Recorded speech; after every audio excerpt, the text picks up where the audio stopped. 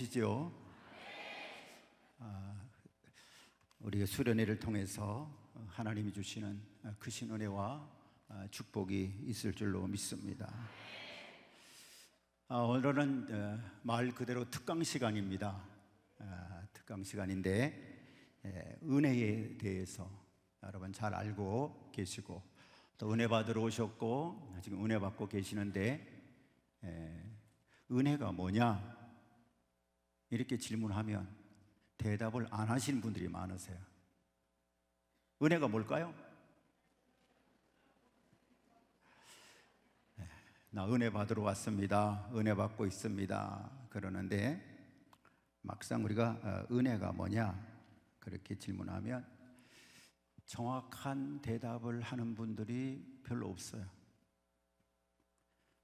은혜라는 말은 구부린다는 뜻입니다.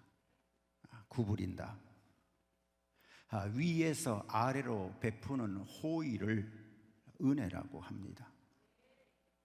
그러니까 아랫사람에게 베푸는 호의를 원래 은혜라고 말했어요.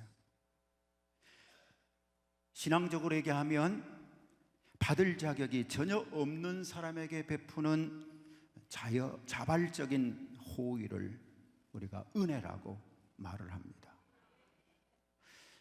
이 은혜라고 하는 말을 우리의 삶과 연관해서 아주 명쾌하게 설명한 분이 있습니다.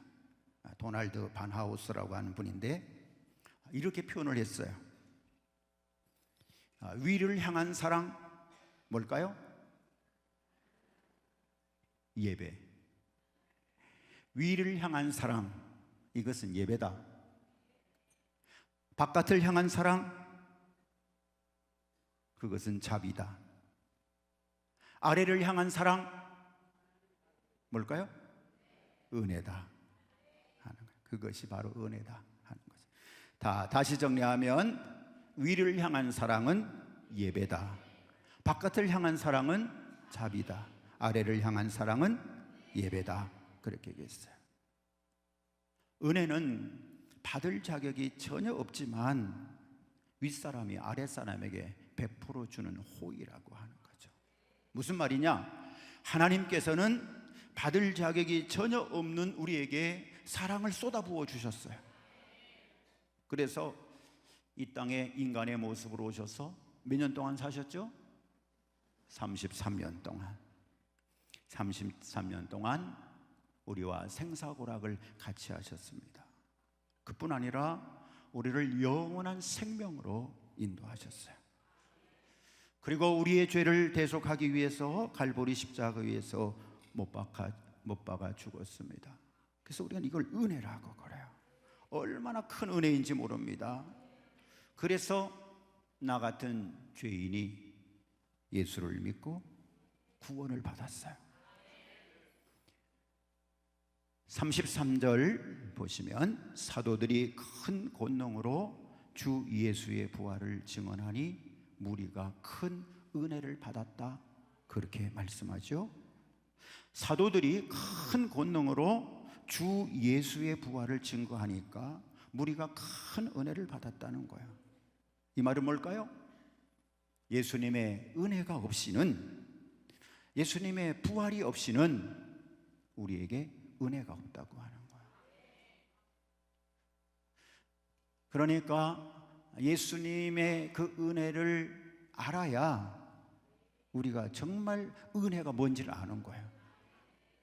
또 여러분 마음속에 예수님의 그 부활이 분명하게 고백되어져야 내가 받는 은혜가 어떤 은혜인가를 아는 거예요. 예수님께서 우리의 죄를 대속해서 십자가에 죽으셨다가 사흘 만에 일어나셨기 때문에 우리에게 은혜가 임했습니다. 자, 은혜, 하나님께로부터 온 은혜를 내가 받아야 된다 하는 것입니다. 은혜는 과거형일까요? 현재형일까요? 미래형일까요? 성경은 이 시제에 관해서 분명하게 이야기하고 있거든요. 자, 은혜는 현재형이다. 은혜를 과거로 얘기하는 분들이 꽤 많아요. 목사님, 저 옛날에 은혜 받았거든요. 저 작년 수련회 때 은혜 받았거든요. 과거형으로 말하는 거야. 현재 나 은혜 받고 있습니다. 이렇게 돼야 되거든요. 현재 나 은혜 받고 있고 은혜 받은 대로 지금 신앙생활하고 있습니다. 이렇게 얘기해야 되는데 은혜는 받았는데요. 그 다음에 점점점 과거로 얘기하는 거야. 현재 은혜 받은 것은 이야기를 하지 않아요. 저는 오늘 여러분들과 함께 이 사도행전에 나타난 이 말씀을 가지고 현재형으로 진행되고 있는 은혜, 그 은혜의 삶을 내가 어떻게 살아야 할까를 오늘 성경이 아주 구체적으로 이야기해 주고 있어요. 우리가 구원받은 것만 은혜가 아니고 오늘 우리가 살아 숨쉬는 것조차 다 은혜라고 하나님은 말씀하고 계세요. 우리는 은혜를 받았습니다. 지금도 큰 은혜를 받고 살아갑니다. 그렇다면 과연 은혜 받은 사람의 모습은 어떤 모습일까 하는 거죠. 은혜 받은 사람과 은혜 받지 못한 사람, 은혜를 지금 받고 있는 사람과 지금 받고 있지 못한 사람, 은혜를 공급받고 있는 사람과 공급받지 못하는 사람, 그 사람의 삶 사이에는 차이가 있을까요? 은혜 받은 사람과 은혜 받지 못한 사람, 성경이 뭐라고 말할까요? 차이가 있다고 말해요. 은혜 받은 사람과 은혜 받지 못한 사람, 그분들이 살아가는 삶의 모습은 완연하게 다를 수밖에 없습니다. 우리가 정말 은혜 받았다면 지금 삶의 모습을 보아야 합니다. 믿지 않는 사람과 어떤 차이가 있는가? 또 은혜 받았다고 얘기합니다. 그런데 그 받은 은혜가 가짜인 사람도 있어요. 내가 받은 은혜가 참 은혜인지 아니면 그저 생각만으로 받은 은혜인지 이걸 알 수 있도록 성경은 은혜 받은 사람의 모습을 분명하게 기록해 주고 있고 조명해 주고 있어요. 우리가 이 삶의 모습을 우리의 삶에 비춰보면 내가 받은 은혜가 과연 진짜 은혜인가? 정말 하나님의 은혜로 지금도 살아가고 있는가? 아니면 내 육신의 방법으로 종교 생활을 하고 있는가? 확연하게 드러납니다. 자, 32절 오늘은 성경을 같이 읽으면서 여러분 우리가 말씀을 나누도록 하겠습니다. 32절 큰 목소리로 한번 읽겠습니다. 시작.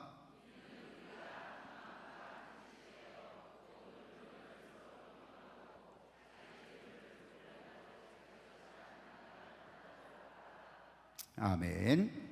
자, 은혜 받은 사람은 여기 말씀을 보니까 하나 되기에 힘쓴다는 거예요. 한 마음과 한 뜻이 되어, 그렇게 기록했죠? 한 마음과 한 뜻이 되어. 요사이요, 두 사람, 세 사람만 모여도 한 마음과 한 뜻이 안 됩니다. 이거 쉬운 일이 아니에요. 서너 명이 모여서 한 마음과 한 뜻이 되는 것도 쉽지 않은데 32절에서 뭐라고 그랬을까요? 믿는 무리가 그랬어요. 누가 한 마음과 한 뜻이 되었다고 했나요? 믿는 무리가 한 마음과 한 뜻이 되었다는 거죠. 그러면 믿는 무리는 도대체 몇 명일까요? 믿는 무리, 믿는 무리가 몇 명이나 됐을까요? 사도행전 2장 41절과 또 사도행전 2장 47절 이런 말씀들을 통해서 보면 유추할 수가 있어요. 정확하게 알 수 없지만 우리가 충분히 이 정도는 되겠다, 성경이 이야기를 하고 있는 거예요. 베드로가 설교했더니 그날 하루에 구원받고 교회에 등록한 사람이 몇 명이었다? 3,000명이었다. 그래서 3,000명. 또 2장 47절에 보면 그 믿는 무리들이 날마다 더해 갔다, 그렇게 말해요. 교제하고 기도하고 날마다 하나님을 찬양했더니 날마다 구원받는 수가 더해 갔다는 거예요. 그로부터 벌써 이제 수일이 지났습니다. 왜? 그 이야기는 벌써 사도행전 2장의 이야기거든요. 2장의 이야기인데 오늘 우리는 지금 몇 장을 읽었죠? 4장을 읽었어요. 그죠? 4장. 성경 한 장과 한 장 차이에는 엄청난 역사가 존재합니다. 그 사도행전 2장에 3,000명의 구원의 역사가 있었습니다. 날마다 더해가는 그런 성도의 수가 늘어났습니다. 근데 우리는 지금 4장에 와보니까 믿는 무리가 그렇게 됐어요. 그러니까 이 예루살렘 성도의 숫자가 몇 명이나 됐을까요? 성경학자들은 대개 10만 명으로 잡습니다. 10만 명. 또 어떤 분들은 20만 명으로 잡는 분들도 계세요. 아무튼 엄청난 숫자입니다. 믿는 무리가. 그러니까 10만 명이 한 마음과 한 뜻이 되었다. 야, 이건 할렐루야죠? 기적입니다. 이게 은혜 받은 교회라는 거예요. 10만 명이 모여도 한 마음과 한 뜻이 된다는 거예요. 우리는 3명만 모였는데 마음이 갈라져. 각자 가자. 한참 얘기하다 보면 막 감정이 폭발쳐가지고 없던 일로 하자. 한 마음이 한 뜻이 되자고 모여가지고 얘기하다가 감정이 막 헝클어지면요, 없던 일로 하자. 이런 말을 아주 쉽게 하는 분들이 있어요. 은혜 받은 사람은 절대로 그렇게 살지 않는다 하는 거죠. 사도행전 4장이 기록되었을 때만 해도 좋게 수만 명은 되었을 겁니다. 이 수만 명이 한 마음과 한 뜻이 되었다고 성경은 말씀해 줍니다. 우리는 하나 되자. 은혜 받았으니까 교회에서 하나 되어 섬기자, 잘 섬기자, 하나 되자. 그러면 어떤 생각하냐 하면 획일적으로 하나 되는 걸 생각합니다. 무슨 말이냐? 모두가 함께 행동해야 하나라고 생각하는 거예요. 아마 여기 오신 권사님들 또 집사님들 장로님들 시대, 우리가 살던 세대는요, 노래 아침에 일어나면 뭐 불렀을까요? 새벽종이 울렸네, 새 아침이 밝았네. 우리 이러면 벌떡 일어나가지고 마당 쓸고 토요일날 모여서 동네 청소하고 학교도 모여가지고 그랬던 시절을 사셨을 겁니다. 벌떡 일어납니다. 만약에 새벽종이 울렸네, 새 아침이 밝았네, 그때 안 일어나면요 불순분자죠. 불순분자죠. 집에서도 아버지 어머니가 입을 확 걷어붙이고 지금 노래가 울려 퍼졌는데, 그리고 야단치시고 아마 그랬을 거예요. 개인 사정이 어떻든 간에 일어나야 합니다. 우리가 이런 세대에서 자랐습니다. 그러니까 우리가 생각하는 하나됨이라고 하는 것은 획일적인 하나됨이죠. 요즘은 다양해졌죠. 햄버거도 먹고 피자도 먹고 그러지만 옛날에 우리 밥상은 획일적이었어요. 밥 놓으면 그 옆에 국 놓습니다. 가운데 김치, 그리고 반찬 한두 가지, 숟가락 젓가락 놓으면 끝입니다. 어느 집에 가도 똑같아요. 그런 것 말고 먹는다는 것은 외국인이에요. 밥을 먹어야 한다고 생각합니다. 획일적인 하나 되는 거죠. 그래서 다른 사람이 나와 다르게 행동하는 것은 은혜는 받았지만 참지를 못하는 거죠. 눈 뜨고 못 보는 거예요. 옷도 똑같이 입어야 하고 머리 쓸 다리도 똑같아야 하고 밥 먹는 것도 비슷해야 되고 걸음걸이도 심지어 똑같아야 되고요. 이렇게 획일성, 이것을 우리는 하나됨이라고 많이 생각했어요. 그걸 종교화한 것이 유교입니다. 유교를 자세히 들여다보면 그 유교의 뼈대는 획일성이거든요. 그러면 왜 이렇게 많은 규제로 모든 사람을 똑같이 만드는 획일성을 가지려고 했을까요? 그 획일성을 통해서 다른 사람을 다스리려고 했기 때문에 그렇습니다. 다스리려고 하는 거예요. 유교에 많은 규칙이 있습니다. 이 유교의 풍습이 기독교 안에 숨어 들어와 있는 것도 있습니다.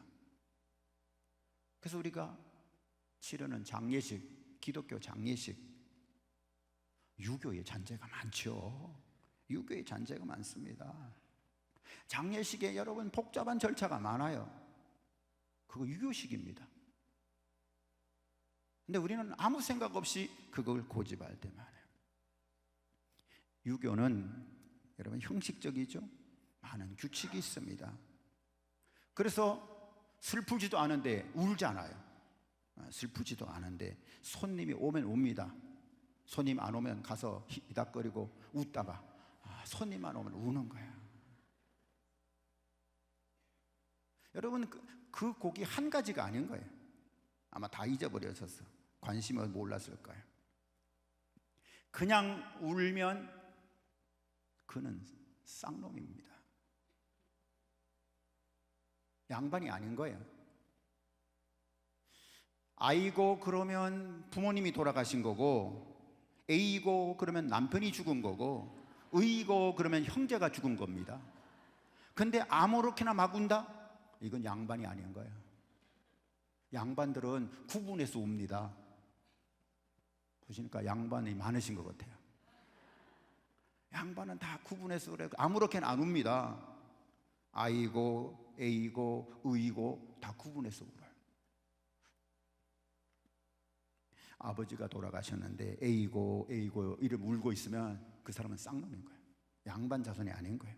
잘 들어보세요. 가셔. 잘 들어보시면 그 집이 양반 집안인지 아닌지 금방 알 수 있어요.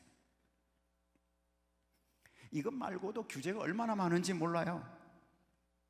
왜? 규제를 통해서 그 획일성에 어긋나는 사람들을 차단해서 통치하기를 원했던 것입니다. 우리는 우리의 현 상황을 점검할 수 있어야 됩니다. 무엇이 잘못되었을까? 무엇이 좋은가? 이거 살필 수 있어야 돼요. 그럼 기준이 뭘까요? 성경입니다. 성경. 어느 것이 성경적이고 비성경적인가를 살피셔야 합니다.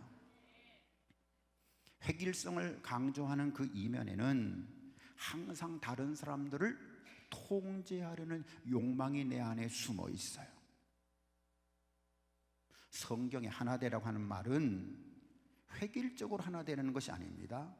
다양성 속에서 하나 되라는 것입니다. 그래서 우리가 하나님의 은혜를 받고 그리고 은사를 받아요. 은사는 획일적일까요? 다양할까요? 다양합니다. 근데 간혹 가다 보면 그것 때문에 질투하는 분이 있어요. 내 은사는 이러는데 아무개 권사님 은사는 너무너무 좋은 것 같아. 그래가지고 비교하면서요, 나는 왜 하나님은 그런 은사 안 주실까? 자기 안에 은사를요 못 보아서 그래요. 모든 은혜 받은 자에게는 하나님께서 다 은사를 주십니다. 한 가지만 주시는 것이 아니고 적어도 두세 가지 은사를 다 주신단 말이에요. 우리는요 꼭 은사 그러면 방언만 생각해. 방언의 은사. 그리고 막 부러워하고 거기다가 한 번 더 나가서 누가 예언 받았다 그러면 얼마나 부러워하는지. 그 부러워할 거 하나도 없어요. 다 여러분에게 은혜 받은 우리 모두에겐 하나님이 다양하게 은사를 주신단 말이죠. 가르치는 은사, 섬기는 은사, 그리고 물질로 봉사하는 것, 육체로 봉사하는 것, 기도로 헌신하는 것, 다양하게 모든 은사가 여러분에게 다 주어져 있습니다. 똑같은 은사를 하나님이 주시죠. 물론 중복되는 것도 있어요. 다양하게. 그 다양함을 통해서 하나 되는 것을 하나님은 원하신다고요. 하나님께서 창조하신 여러분 자연계를 보세요. 하나님 얼마나 창의성에 뛰어난 분이신지, 그죠? 다양하게 되어 있습니다.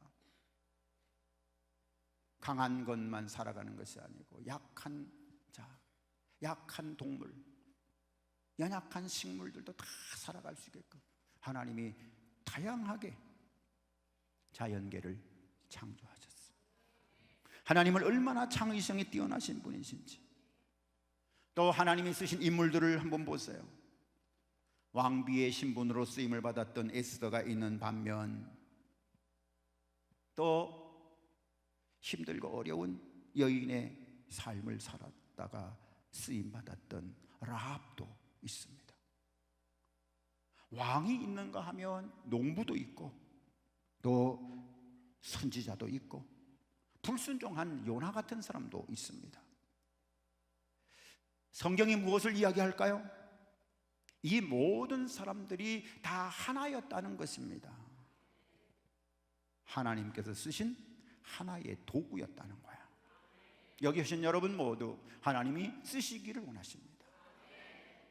하나님이 축복하시기 원하시고, 하나님 아버지는 많은 것들을 가지고 우리에게 끊임없이 주시기를 원하세요.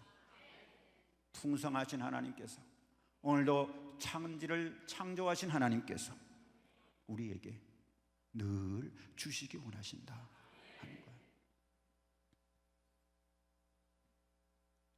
모두 똑같은 모습, 획일적인 하나가 아니라 다양성 속에서의 하나됨을 성경은 강조를 하고 있습니다.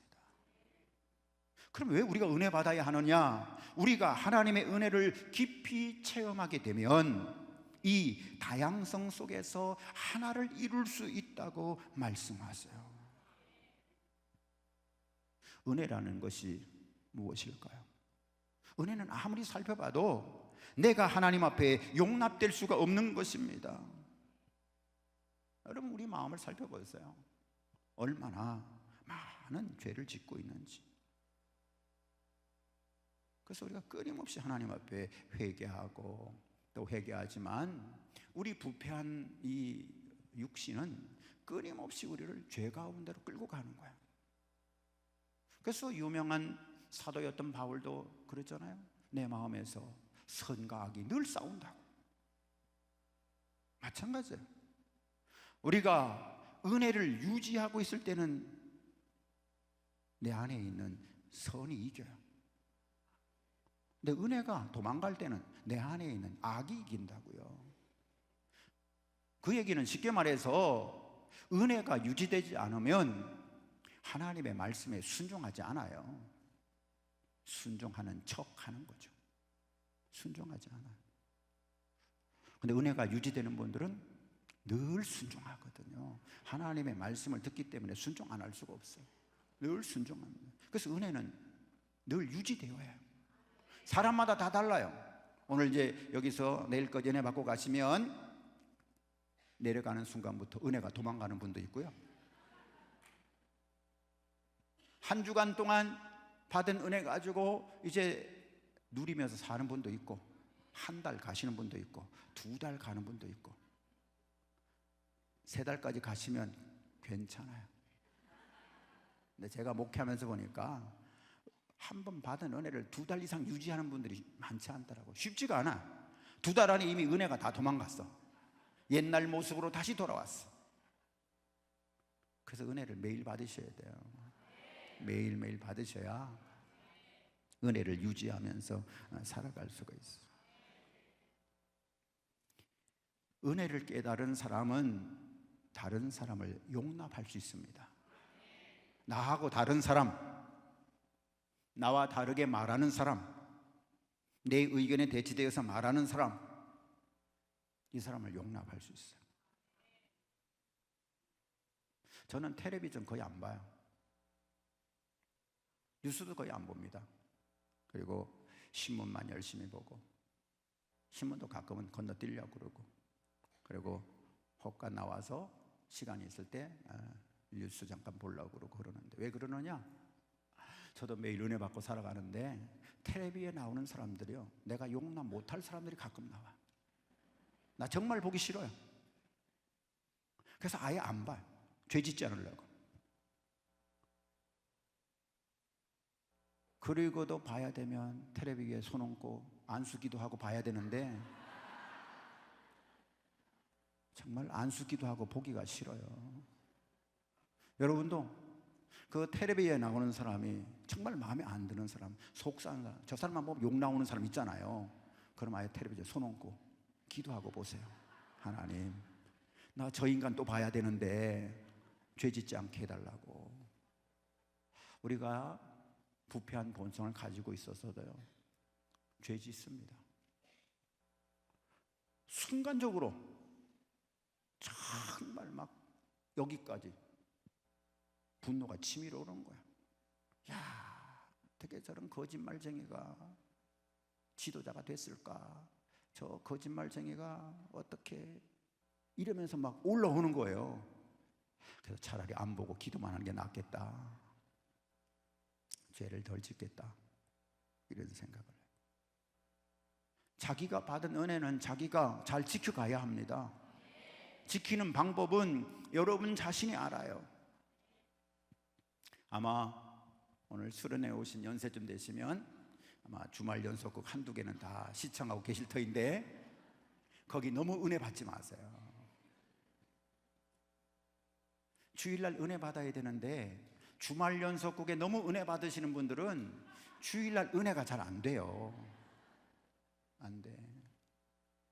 아마 연세가 이제 어느 정도는 지나셔서 괜찮을지 모르는데 저하고 친한 선교사님이 이런 얘기를 했어요. 이분도 아주 깊은 은혜 속에 살아가는 분입니다. 어느 날 자기도 모르게 아내가 하는 일을 보았더니 아내가 아침만 되면 텔레비전 앞에 앉는 거예요. 그리고 텔레비전을 잘 보면서 웃기도 하고 재미있어 하고. 근데 당신이 보기에 너무 빠져 있는 거죠. 근데 이 아내는 늘 아침만 되면 그 시간에 연속극을 보면서 좋아하는 거예요. 은혜를 너무너무 받는 거죠. 그래서 이 선교사님이 얘기를 좀 하자고, 왜 당신이 그 시간만 되면 그 연속극의 은혜를 받고 있느냐고. 그러니까 이제 이 아내가 그렇게 얘기하는 거예요. 당신도 너무하지 않냐고. 내가 뭐 한 편 연속극 보는 걸 가지고 그렇게 과민하게 반응하느냐고. 그래도 자꾸 아내가 너무 빠져들어서 어느 날 다시 한번 또 얘기를 했다는 거예요. 그랬더니 이 아내가 충격적인 얘기를 하는 거죠.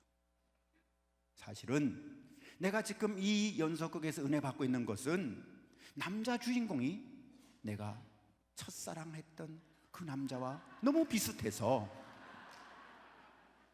그 생각이 자꾸 나서 아침이 되면 나도 모르게 글로 끌려간다는 거예요. 그래서 연속극을 딱. 근데 이 선교사님도 또 고백했어요. 선교사님도 어느 날 아내가 너무 은혜 받으니까 왜 그런가 하고 이제 뒤에서 어깨 너머에서 조금 훔쳐보기 시작했다는 거예요. 훔쳐보다 보니까 자기도 또 빠져들었어요. 그 아내 뒤에서 몰래 자꾸 이제 보기 시작했어요. 왜 봤을까요? 여자 주인공이 자기 첫사랑과 너무 닮았어요. 두 분이 똑같은 마음으로 은혜를 받았어요. 근데 뭘까요? 범죄하기 시작했던 거죠. 아내의 마음속에는 다른 남자가 들어와 있었어요. 이 선교사님 마음속에도 다른 여자가 들어오기 시작했어요. 이런 은혜는 가짜 은혜다. 여러분도 연속극 보시면 그렇게 은혜 받으시면 안 돼요. 그냥 텔레비전에 손 얹고 기도하세요. 하나님, 제가 연속극 봅니다. 다른 은혜는 받지 말게 하시고 그냥 재미나게만 보게 해주세요. 우스갯얘기 같지만 은혜 받은 사람들이 자기의 영성을 관리한다는 것이 생각보다 쉽지 않은 거예요. 그래서 우리가 잘 관리를 하셔야 됩니다. 가족과 주위 사람들을 용납을 해야 돼요. 용납하는 걸 받아들여야 합니다. 다른 것도 받아들여야 되는데 아무리 은혜 받았다고 큰 소리 쳐도 다른 사람과 하나 되지 못한다면 그 은혜는 가짜입니다. 다양성 속에서의 하나됨을 추구하지 못한다면 그 은혜는 가짜라는 거예요. 성경은 뭐라고 말할까요? 은혜 받은 사람은 하나 되기를 힘쓴다는 거예요. 하나 되기를. 한번 돌아보세요. 속도원, 지역 식구, 목자, 또 여러 명칭이 있는데 그 다양한 모임 속에서 여러분이 모였을 때 받아들이고 있는가? 용납하고 있는가? 하는 것입니다. 두 번째, 은혜 받은 사람의 특징은 믿음의 행함이 따른다는 것입니다. 기독교의 가장 큰 적은 안에 있습니다. 그 중에서도 가장 위험한 적은 신앙이 관념화되는 겁니다. 신앙을 관념적으로 가지게 되면 생활에 아무런 변화가 없어요. 머리로는 다 압니다. 그런데 생활과는 아무런 관계가 없는 거예요. 입으로는 믿습니다, 아멘 다 이야기하지만 말뿐이에요. 삶의 변화를 가져오지 못합니다. 예를 들면 집에서는 아무런 변화가 일어나지 않는 거예요. 교회에 오면은 감사합니다, 또 은혜롭게 할렐루야로 또 잘 섬기고 고백합니다. 근데 집에 가면 불평합니다. 교회에 와서 찬양하고 기도하고 그러는데 그 입 가지고 직장에 가서는 그냥 아무렇게나 언어를 막 사용합니다.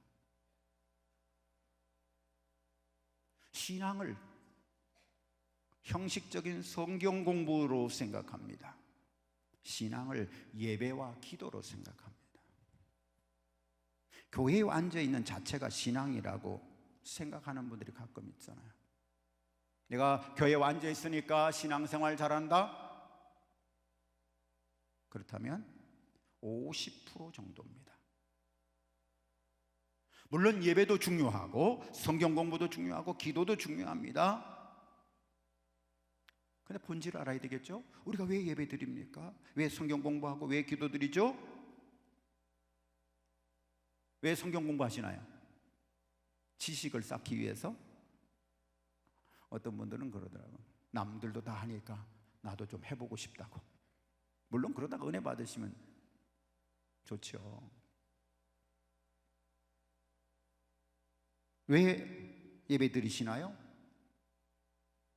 왜 성경 공부하시나요? 가정에서 올바로 살기 위해서입니다. 직장에 가서 올바로 생활하기 위해서입니다. 근데 교회에서는 정말 신앙생활 잘 하시는데 가정에 돌아가면 안 합니다. 직장에 가면 더더군다나 이 사람이 그리스도인인지도 알지 못합니다. 그러면 문제가 된 거죠? 문제가 된 거죠. 전혀 신앙적 삶을 살지 않습니다. 은혜 받은 사람은 믿음의 행함이 있어야 합니다. 사회에서 생활하는 것과 신앙생활, 삶과 예배가 완전히 같아져야 합니다. 오늘 기독교가 힘을 잃고 있는 이유 가운데 하나는 이것이 분리되어져 있기 때문에 그래요. 교회 오셔서는 잘 하시는데 가정에 가서, 직장에 가서 교회에서 내가 잘했으니까 한 주간 동안은 좀 살다가 주일날 가서 또 잘해야지. 이렇게 함으로 인해서 기독교가 힘을 잃는 거예요. 교회 생활, 가정 생활, 직장 생활 어떻게 돼야 될까요? 똑같아야 합니다. 교회 생활이 가정 생활이고, 가정 생활이 사회 생활이고, 사회 생활이 교회 생활, 이게 같아야 하는 거예요. 자, 그 이야기를 오늘 32절로부터 35절이 해주고 있는 거죠. 여기 믿는 무리가 있습니다. 이 믿는 무리의 삶이 어떠했느냐? 신앙인으로 바랄 수 있는 가장 이상적인 모습이 아주 가슴 뭉클하게 기록되어 있습니다. 아마 여러분 이 구절은 많이 읽으셨을 거예요. 33절로부터 35절 다시 한번 우리 다 같이 합독하겠습니다. 33절 시작. 사도들이 큰 권능으로 주 예수의 부활을 증언하니 무리가 큰 은혜를 받아 그 중에 가난한 사람이 없으니 이는 밭과 집이 있는 자는 팔아 그 판 것의 값을 가져다가 사도들의 발 앞에 두매 그들이 각 사람의 필요를 따라 나누어 줌이라. 아멘. 아마 조금 마음에 걱정이 되는 분도 이제 계실 거예요. 믿음의 아름다운 행위를 말하고 있는데 믿음도 있고요, 행위도 있어요. 심지어 경제 행위까지도 신앙의 지배를 받았다고 오늘 본문은 증거하고 있습니다. 이것은 은혜가 넘쳐 흘러나온 사람의 모습이에요. 은혜를 받았으면 당연히 우리의 행위가 따라와야 됩니다. 당연히 거기에 따르는 생활이 있어야 됩니다. 이것이 성경이 강조하는 그리스도인의 삶이죠. 참 은혜가 무엇일까요? 우리가 집회에 가면 눈물 흘리고 은혜 받았다고 이야기합니다. 예배 시간에 은혜 받았다고, 은혜스러웠다고 이야기합니다. 그러나 가정에 가서는 삶의 변화가 전혀 없습니다. 아이들에게 소리 지르는 것도 여전하고, 남편에게 바가지 긁는 것도 여전하고, 마누라 구박하는 것도 여전하다면 그분은 참 은혜를 받은 것이 아닙니다. 은혜 받았느냐? 내가 은혜 받았느냐? 내 삶을 점검하기 원하면 지난 몇 년 동안 가정생활을 점검해 보시면 알아요. 믿기 전 10년 전이나 지금 변화가 일어나고 있는가? 변화가 일어났는가? 아무런 변화가 없다? 나는 그저 그렇게 신앙생활을 꾸준히 잘하고 있다? 전혀 은혜 받은 것이 아닙니다. 자녀들이 볼 때 부모에게 교회 다니면서 아무런 변화가 나타나지 않았다면 은혜 받은 것이 아닙니다. 은혜 받은 사람은 하나 되기를 힘쓸 뿐만 아니라 믿음의 행함이 따라오도록 끊임없이 기도하면서 힘쓰면서 삶을 살아냅니다. 가정에서, 직장에서, 학교에서 변화가 나타납니다. 은혜 받은 사람에게는 순종이 있고 충성이 있고 겸손함과 헌신이 있고 감사함으로 하나님 앞에 날마다 나아가는 행복함이 있습니다. 그래서 돌아보면 알아요. 잘 하다가도 어떤 중요한 일을 딱 맡고 나면 변질되는 사람도 있습니다. 맡기기 전에는 너무너무 잘했는데 중요한 직분을 맡고 나서 완전히 변하는 거예요. 그 사람은 가짜 은혜 받은 사람입니다. 세 번째, 은혜 받은 사람의 특징은 이기심이 사라진다는 거예요. 자, 32절 다시 한번 다 같이 읽습니다. 시작. 믿는 무리가 한 마음과 한 뜻이 되어 모든 물건을 서로 통용하고 자기 재물을 조금이라도 자기 것이라 하는 이가 하나도 없더라. 아멘. 무슨 말씀일까요? 이기심이 사라진 것입니다. 은혜 받게 되면 이기심이 사라진다고 하는 거예요. 욕심과 탐심이 다 없어진 거죠. 은혜를 깨달으면 어쩌면 이것은 당연한 일인지 모릅니다. 왜냐하면 다시 정의합니다. 은혜라는 게 뭘까요? 내가 한 것이 아닙니다. 내 것이 아닙니다. 다 누가? 하나님께서 하나님께서 내게 주신 것입니다. 은혜가 뭐냐? 내 것이 아니다. 내가 한 것이 아니다. 다 하나님 아버지께서 주신 것입니다. 그 고백하고 살아가는 거예요. 태어날 때 나 양손에 지폐 들고 나왔다, 수표 들고 나왔다, 그런 분 아무도 없어. 다 우리 태어날 때 빈손으로 태어났습니다. 마찬가지로 돌아가실 때도, 하나님께로 돌아가실 때도 빈손으로 돌아갑니다. 무슨 말일까요? 지금 내게 있는 것은 하나님께서 내게 맡기신 것입니다. 하나님이 내게 맡기신 거예요. 자기 것이라고 주장하는 순간부터 불행해집니다. 자식도 포함해서 말입니다. 내 자식, 내 아들, 내 딸, 내 거다. 그런 분이 가끔 있어요. 마음속에 못 내려놓는 거야. 내가 어떻게 낳아서 어떻게 길렀는데. 그렇게 생각하시면 나중에 힘들어요. 다 하나님께서 내게 맡기신 것입니다. 하나님께서 맡기신 것입니다.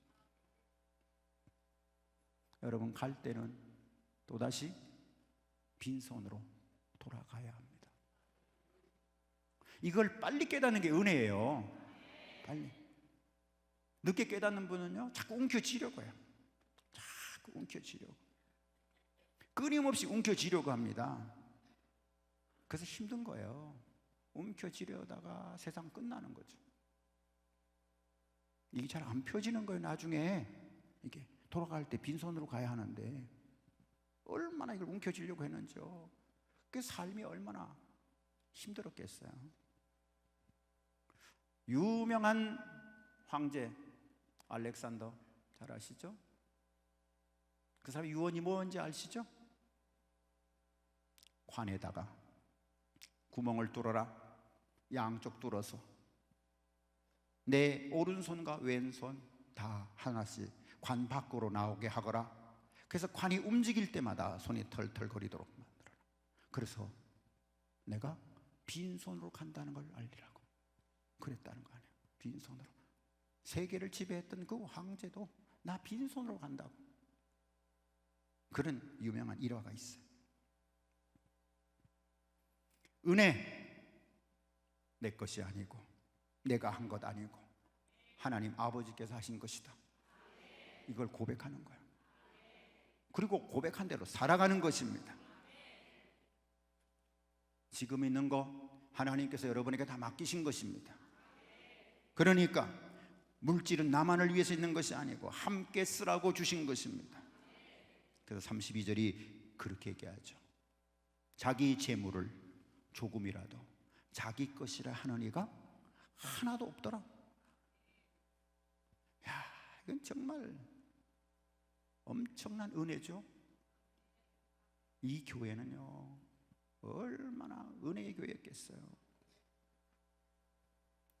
우리나라는 내 것이라는 개념이 너무너무 강해요.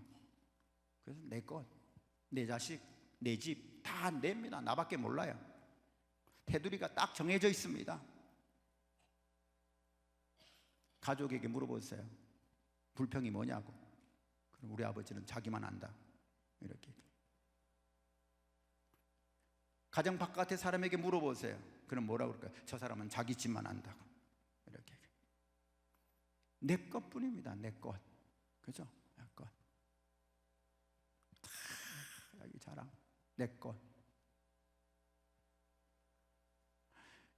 그러니까 얼마나 이제 할머니 할아버지들은 또 손자 손녀 자랑하느라고 정신이 없어. 핸드폰 앞에 그림 다 받고. 할아버지 소리 했다 그러면요 지갑 다 열리는 거예요. 저도 밖에 나가면 목사님들이 저보고 그러는 거예요. 할아버지가 아직 안 되었을 테니까 인생을 논하지 말라고.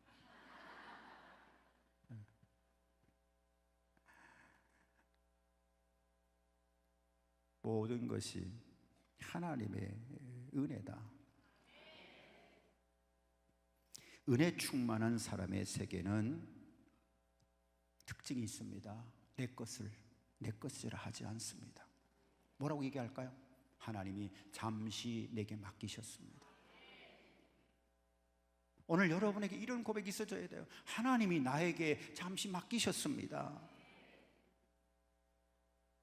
하나님이 쓰라고 하시는 것에 내 인생을 바치고 내 시간을 드리고 내 물질을 쓰겠습니다. 이것이 은혜 받은 사람의 태도입니다. 하나님 말씀 따라 살겠습니다. 끊임없이 하나님 앞에 삶을 드리려고, 시간을 드리려고, 물질을 드리려고 그렇게 우리가 가야 합니다. 여러분에게 주신 그 은혜 가지고 하나님의 나라를 확장하는 일에 우리가 힘을 다해 가야 합니다. 그래서 은혜 주시는 거예요. 왜 물질 주실까요? 하나님의 나라를 확장시키고 하나님의 사람을 세우려면 물질이 필요해요. 그래서 복을 주시는 거예요. 복을 주시는데 안 쓰는 사람들이 있어요. 복을 주시면 쓰셔야 해요. 무엇을 위해서? 다음 세대를 잘 세워가기 위해서. 우리나라는 지금 이제 문제가 있죠. 급격하게 인구가 줄어가고 있습니다. 어제 신문 보니까 올 한 해 동안 어린아이들이 태어날 그 예상 인원에 엄청나게 적다는 거예요. 왜 이렇게 급격하게 인구가 줄어들까? 고민하고 있어요. 다음 세대를 우리가 잘 세워가는 것, 그 일을 위해서 우리가 기도해야 하고, 또 우리에게 주는 은혜와 은사를 발휘해서 잘 우리가 세워가야 합니다. 그래야 우리에게 소망이 있습니다. 기도해야 되고 또 가야 합니다. 은혜 받은 사람은 하나님이 쓰라고 하시는 곳에 자기의 인생을 쓸 수 있어야 하는 거예요. 삶을 쓸 수 있어야 돼요. 하나님이 내려놓으라 그러면 내려놓아야 하고, 하나님이 하라 그러면 해야 됩니다. 여러분, 은혜 받고 살면요, 신앙생활 간단해요. 복잡하지 않아요. 어떤 분들은 그럽니다. 복잡하다. 복잡한 거 하나도 없어요. 성경을 쭉 읽어보세요. 신앙생활은 간단해요. 하나님 아버지께서 가라, 그럼 가는 거예요. 서라, 그럼 서는 거예요. 왜 가야 합니까? 왜 서야 합니까? 이유가 필요 없어요. 가거라, 그럼 가는 거죠. 서라, 서는 거예요. 이유는 하나님이 다 알고 계세요. 그게 신앙성 아주 간단해요. 근데 은혜 안 받으면요, 복잡해. 계산해야 되죠. 따져야 되죠. 분석해야 되죠. 계획해야 되죠. 얼마나 힘들어요. 근데 은혜 받고 나면요, 아주 단순해지는 거예요. 은혜 받은 사람들 보세요. 굉장히 단순합니다. 저 사람이 왜 갑자기 단순해졌을까? 간단해요. 은혜 받았기 때문에 그래요. 나는 왜 복잡할까? 은혜 덜 받아서 그래. 은혜 받으면요, 단순해집니다. 물질을 꽉 움켜잡고 놓지 못하는 분들은 불쌍한 사람이죠. 어떤 사람은 먹지도 입지도 못하고 갑니다. 자기만 위하다가 가는 분들도 있습니다. 성경은 뭐라고 말할까요? 하나님께서 언젠가 우리에게 맡기신 것을 심판할 때가 온다고 말씀하세요. 여러분이 맡기신 거, 그거 이제 심판하는 거야. 내가 너에게 맡겼지 않냐? 그거 가지고 와봐라. 은혜를 받고 나면 내 것이 아닙니다. 자식도 내 것이 아니고, 물질도 내 것이 아니고, 시간도 내 것이 아닙니다. 다 내 것이 아닙니다. 그런데 얼마나 많은 사람들이 이기심의 노예가 되어갖고 세상을 살아가는지 모릅니다. 더 나쁜 사람들은 남의 거 뺏어가지고 자기가 생생내는 거예요. 이게 이제 우리가 기도해야 될 부분 가운데 하나입니다. 나쁜 사람들, 나쁜 지도자들의 특징은 남의 거 뺏어가지고 자기 생색내는 거예요. 나라가 이렇게 되지 않도록 기도해야 합니다.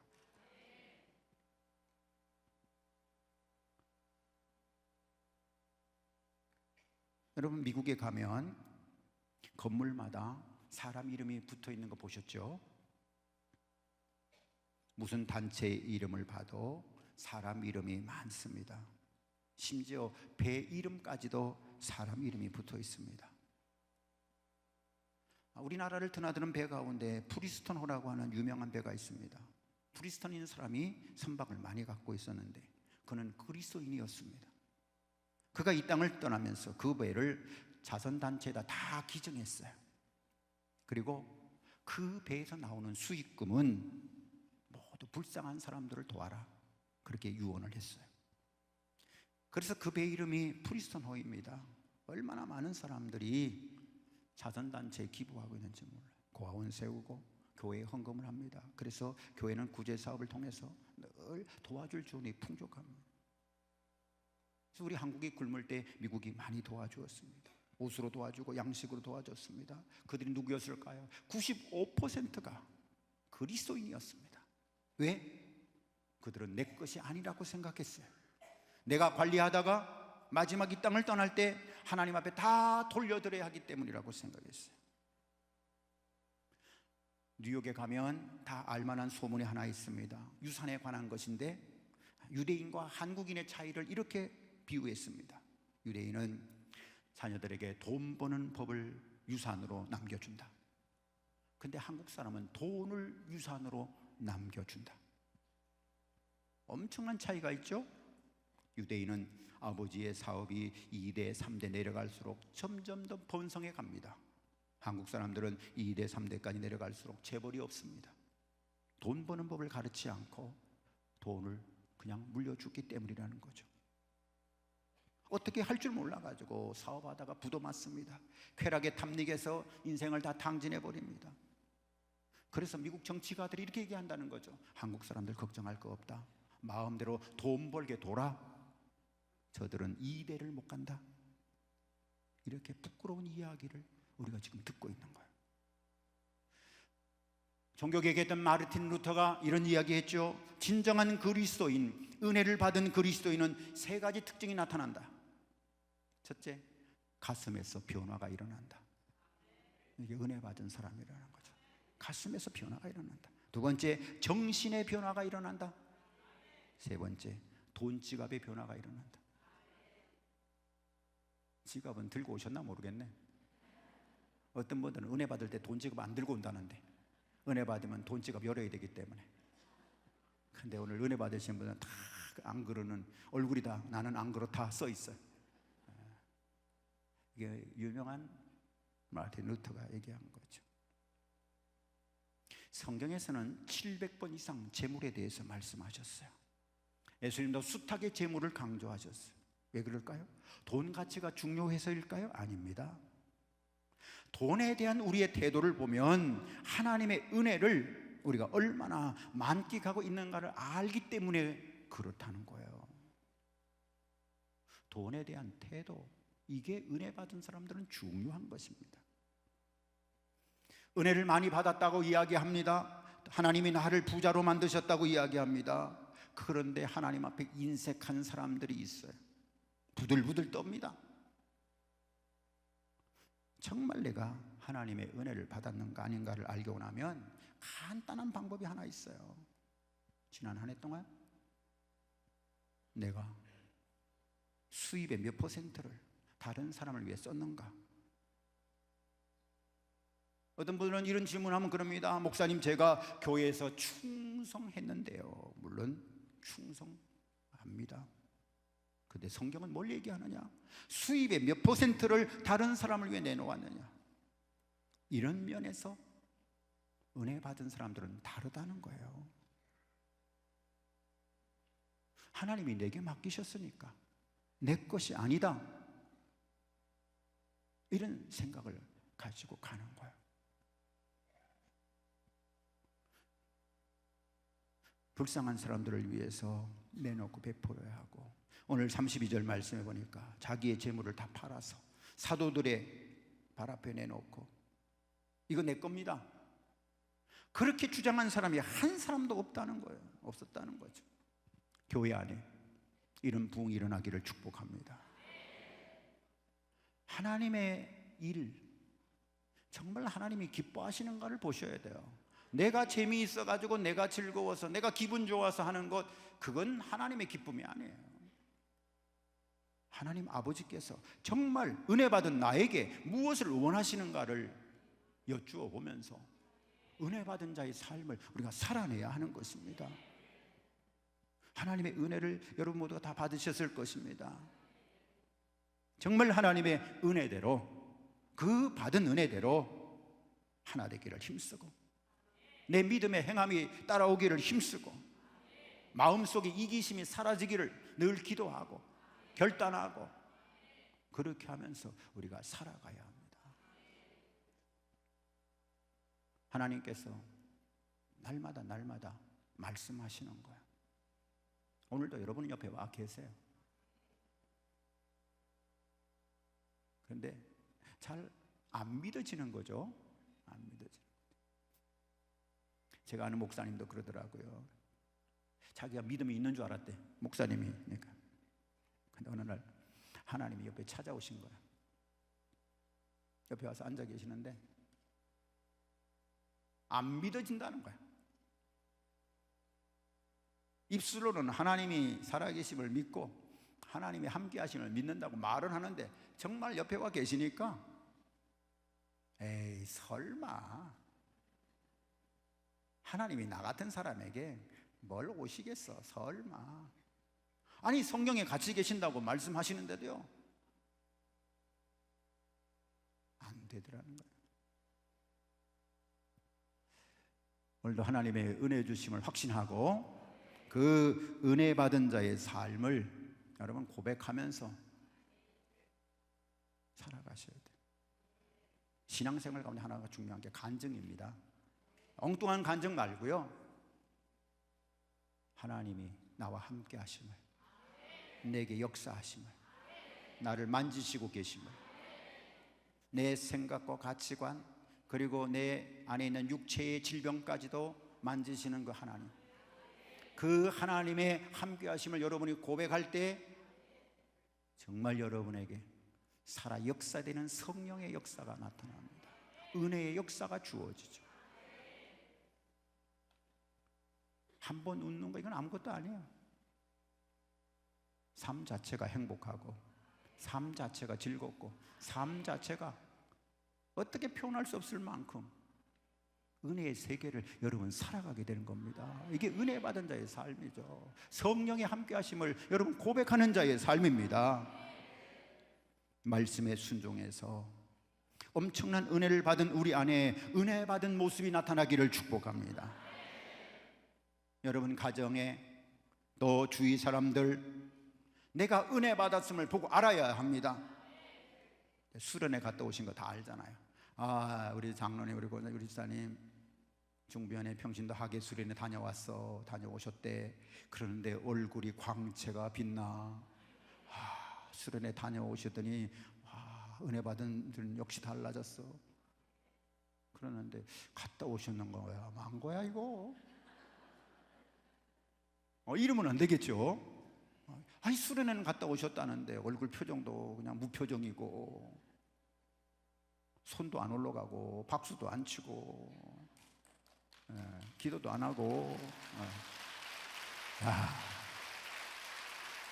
앞에가 막 센스가 있어가지고. 이 얘기는 지금 10분 전인데 끝나라는 얘기입니다. 여러분의 시간, 인생, 물질, 건강, 여러분의 소원까지도 하나님께 쓰임받는 그런 은혜 받은 자의 행복한 삶이 되시기를 주님의 이름으로 간절히 축복합니다. 기도합니다. 하나님 아버지, 감사합니다. 중부연의 평신도 하계 수련회를 통해서 우리 아버지 하나님께서 영광 받으시며 우리 아버지 하나님께서 이루시기 원하시는 귀한 일들이 이루어짐을 믿습니다. 사랑하는 성도들의 삶 속에 큰 은혜와 축복이 있게 하셔서 주의 나라를 이 땅에 이루고 주의 사람들을 세워가는 일에 은혜 받은 자의 결단이 있게 하여 주옵소서. 예수님 이름으로 축복하며 기도하옵나이다.